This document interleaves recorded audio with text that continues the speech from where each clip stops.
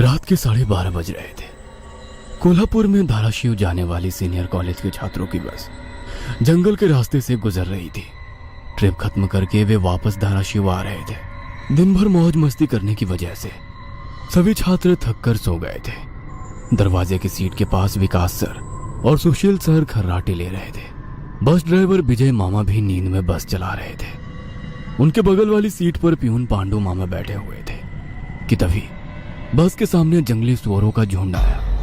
विजय मामा ने बस जंगल में रोक दी। कुछ देर में जब रास्ता खाली हुआ तो बस फिर से चलने लगी। कुछ ही देर में विकास सर के पीछे ही दूसरी सीट पर बैठा श्याम नींद से जाग गया। श्याम की उम्र 21 साल थी। पढ़ाई में बहुत तेज था, लेकिन हमेशा अकेला रहने वाला।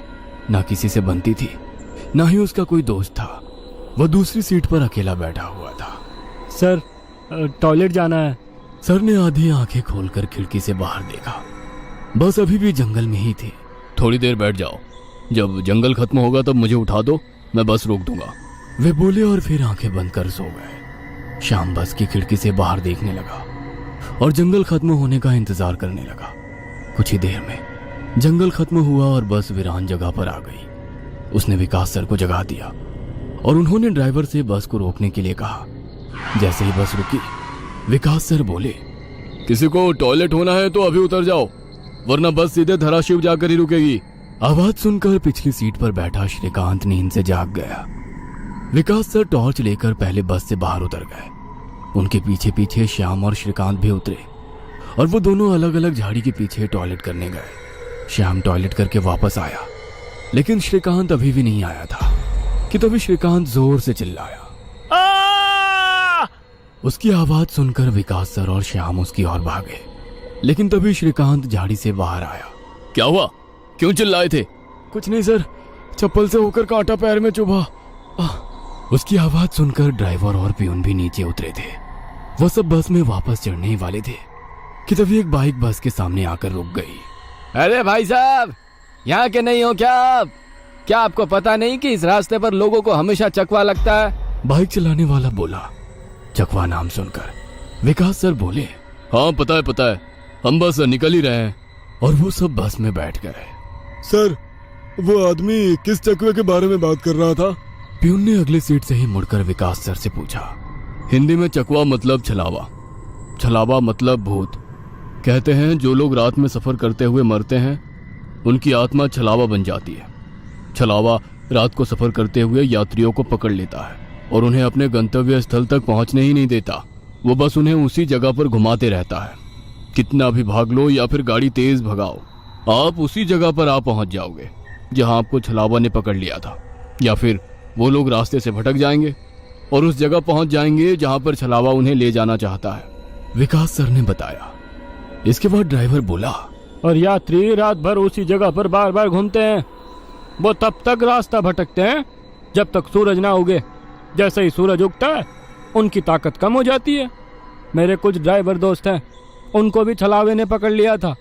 कहते हैं छलावा बस उन्हीं यात्रियों को पकड़ता है जो थके हुए होते हैं, क्योंकि उन पर हावी होना बहुत आसान होता है ना। फिर तो छलावा बहुत ही खतरनाक है। प्यून घबराते हुए बोला, अरे कुछ खतरनाक वतरनाक नहीं है, ये सब अंधविश्वास है।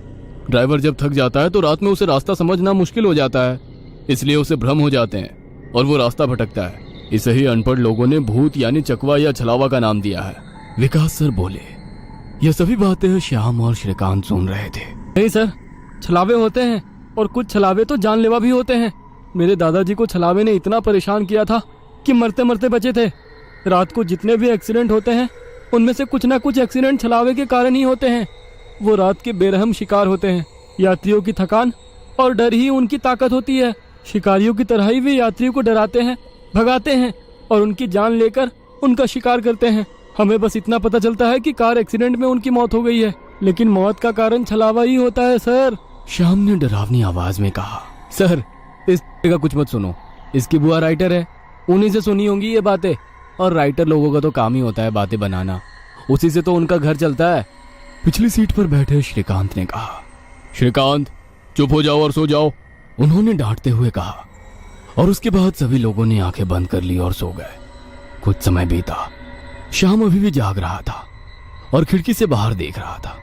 बस किसी जंगल के बीचों बीच से गुजर रही थी कि तभी उसने देखा कि रास्ते के किनारे एक बंद पड़ी चाय की टपरी है।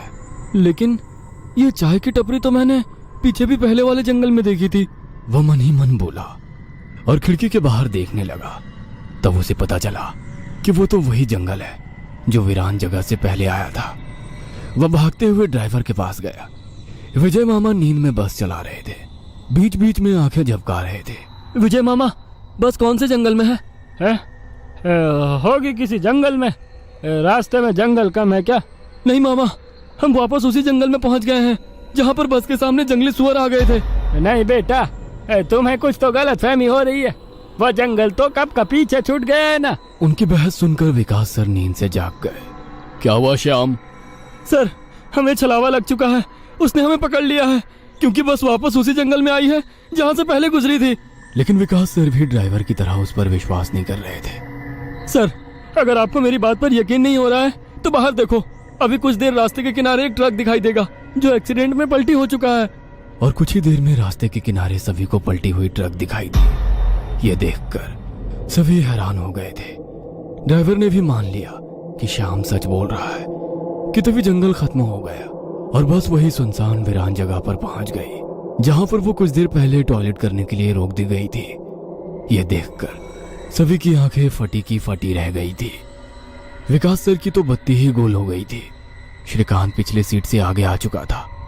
सबके चेहरे का रंग उड़ गया था। बस अभी भी रास्ते पर चल रही थी कि तभी वो फिर से वापस वही जंगल में पहुंच गई। वह सभी जान गए कि उन्हें छलावा ने पकड़ लिया है। ड्राइवर कोई दूसरा रास्ता मिलता है या नहीं ये देख रहा था, लेकिन फिर भी बस वापस उसी जंगल में आ जाती थी। ऐसा लग रहा था कि मानो पूरी दुनिया में बस वही एक रास्ता है जो घूम फिर कर उसी जंगल में ले आता है। सर, अभी इस छलावे से कैसे निकले? मैंने सुना है कि छलावे से बाहर तभी निकल सकते हैं जब सुबह हो जाए। इसका मतलब हमें रात भर इसी सड़क से गुजरना होगा, जंगल से वीराने में और वीराने से जंगल में। क्यों ना हम सुबह होने का इंतजार करते हुए उसी वीरान जगह पर रुक जाए। ड्राइवर बस चलाते हुए बोला। लेकिन शायद मैंने सुना है कि छलावे में रुकना ठीक बात नहीं है। नहीं सर, मेरी बुआ ने बताया था कि अगर सेफ जगह मिल जाए तो रुकने में कोई परेशानी नहीं है। बस इतना ही पता है तुम्हें? और कोई तरीका नहीं है क्या? है, लेकिन वो अभी के लिए नहीं है। और वैसे भी अगर जिस छलावे ने हमें पकड़ा है, अगर वो कमजोर हुआ तो उसकी शक्तियाँ कुछ ही देर में कमजोर हो जाएंगी और हम छलावे से छूट जाएंगे। फिर वो छलावा हमें नहीं पकड़ सकता। इन सभी की बातें सुनकर सोए हुए सुशील सर जाग गए। अरे क्या हुआ? आ गया क्या मेरा बोरगांव? सुशील सर उबासी लेते हुए बोले। तभी सभी ने उन्हें घटी हुई घटना बता दी। यह सुनकर सुशील सर के तो मानो होश ही उड़ गए। लेकिन तभी ड्राइवर जोर से चिल्लाया, सर, आगे एक गांव आया है। यह सुनकर सभी लोग ड्राइवर की तरफ भागे। तब उन्हें रास्ते के